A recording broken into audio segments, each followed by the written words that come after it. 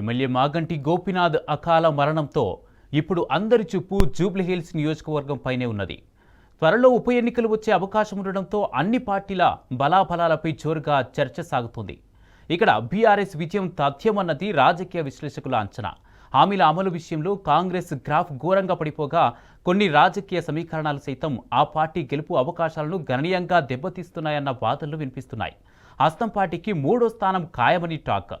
అభ్యర్థులను బట్టి ఫలితం ఉండే అవకాశాలను విశ్లేషకులు కొట్టిపాడేయడం లేదు.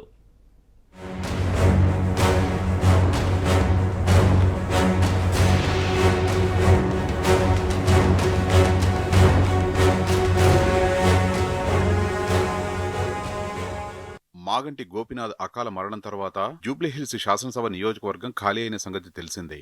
కాగా బీహార్ ఎన్నికలతో పాటు బహుశా అక్టోబర్ నెలలో ఇక్కడ కూడా ఉప ఎన్నికల నగారం మోగొచ్చని అంచనా. ఈ నేపథ్యంలో పార్టీల వారీగా ఎవరి బలాబలాలు ఏంటన్న చర్చ రంజుగా సాగుతోంది.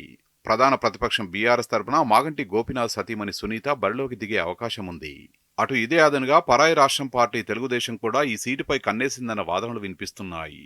టీడీపీ నుంచి గతంలో పోటీ చేసిన సుహాసిని ఈసారి కూడా రంగంలో ఉంటుందని సమాచారం. కాగా కాంగ్రెస్ నుంచి ఎవరు పోటీలోకి దిగుతారన్నది ప్రస్తుతం ఆ పార్టీలో జరుగుతున్న చర్చ.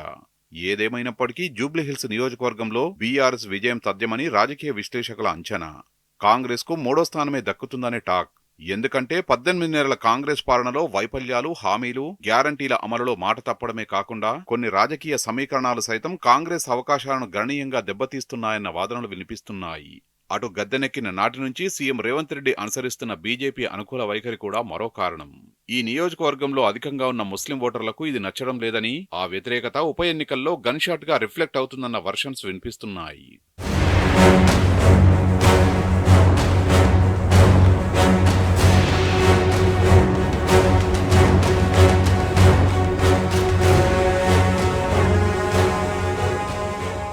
ఇండియన్ క్రికెట్ టీం మాజీ స్కిప్పర్ ఎక్స్ఎంపీ అజారుద్దీన్ కాంగ్రెస్ తరఫున ఈసారి జూబ్లీహిల్స్ టికెట్ అడుగుతున్నారని వినికిడి.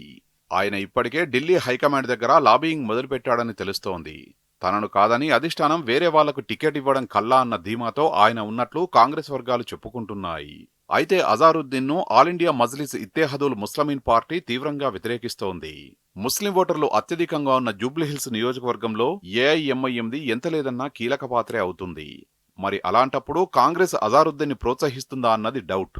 మరోవైపు గతంలో తమ పార్టీలో ఉండి ఇప్పుడు కాంగ్రెస్ పంచన చేరిన నవీన్ యాదవ్ కు అవకాశం ఇస్తే మజ్లిస్ పార్టీ సహకరించే అవకాశం ఉందని టాక్.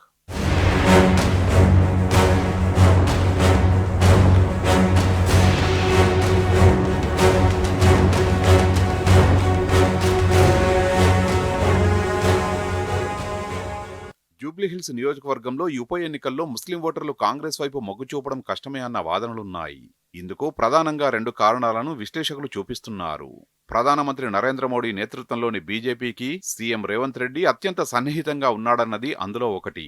అటు రాష్ట్ర మంత్రివర్గంలో ఒక్కలంటే ఒక్కలు కూడా మైనారిటీ సామాజిక వర్గానికి చెందిన వ్యక్తి లేకపోవడం మరో రీజన్. అలాగే మొన్నటి సాధారణ ఎన్నికల్లో కిందా మీద పడి అడ్డమైన హామీలిచ్చిన కాంగ్రెస్ కేవలం గ్రామీణ ప్రాంత ఓటర్లను మాత్రమే బోల్తా కొట్టించగలిగింది. కానీ పట్టణ ప్రాంత ఓటర్లను కదిలించలేకపోయిందన్నది మరో అపవాదు. అందుకే హైదరాబాద్, దాని పరిసరాల్లోని అర్బన్ ఏరియాస్లో హస్తం పార్టీ సాధించిన సీట్లు శూన్యం.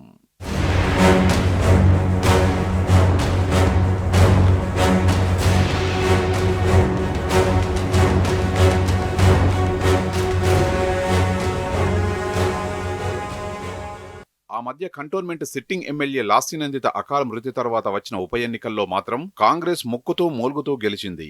కానీ పాలనాపరమైన అంశాల్లో, ఎన్నికల్లో ఇచ్చిన హామీలు, గ్యారంటీల అమల్లో పూర్తిగా వైఫల్యం చెందిందన్న అపవాదు మూటగట్టుకుంది. 18 నెలల పాలన తర్వాత రేవంత్ సర్కార్ ఇమేజ్ గ్రాఫ్ పూర్తిగా పడిపోయిందన్నది రాజకీయ విశ్లేషణ. ఇకపై తెలంగాణలో ఏ ఎన్నికలు జరిగినా కాంగ్రెస్ గెలవడం కష్టమేనన్న కాడికి వచ్చింది. ఆ దిశలో మౌత్ టాక్ రూపంలో ప్రచారం సైతం ఇప్పటికే ఊపందుకుంది. ఈ టర్మ్ రేవంత్ పుణ్యమా అని వచ్చే 10-15 ఏళ్ల వరకు రాష్ట్రంలో కాంగ్రెస్ పేరు వినిపించే అవకాశాలు మృగ్యమయ్యాయి. కనీసం బతికి బట్టకట్టడం అసాధ్యమన్న వాదనలు స్వయంగా పార్టీ క్యాడర్లోనే వినిపిస్తున్నాయి. ఏకపక్ష విధానాలు, ఒంటెద్దు పోకడల వల్ల రాబోయే ఎన్నికల్లో సొంత పార్టీ కార్యకర్తల సహకారము అందడమే కష్టమన్న గడ్డు కాలంలో ప్రస్తుతం కాంగ్రెస్ కూరుకుపోయింది.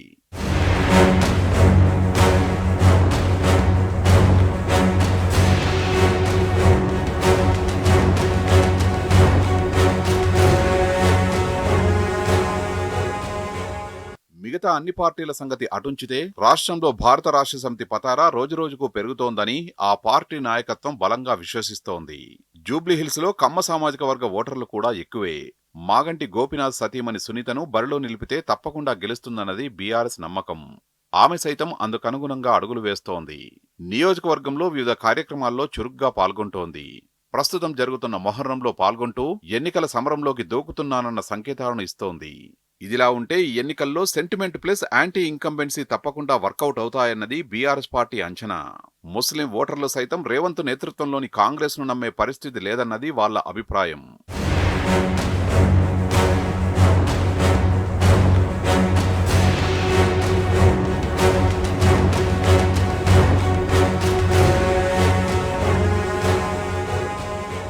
జూబ్లీహిల్స్ ఉప ఎన్నికల్లో మజ్లిస్ కనుక అభ్యర్థిని పెడితే మైనారిటీల ఓట్లు భారీగా చీలిపోతాయి. టీడీపీని జనం పరాయి రాష్ట్ర పార్టీగానే చూస్తారు. ఏ విధంగా చూసినా ఉప ఎన్నికల సమరంలో కాంగ్రెస్ కు శృంగభంగం తప్పదన్న విశ్లేషణలు వెలువడుతున్నాయి.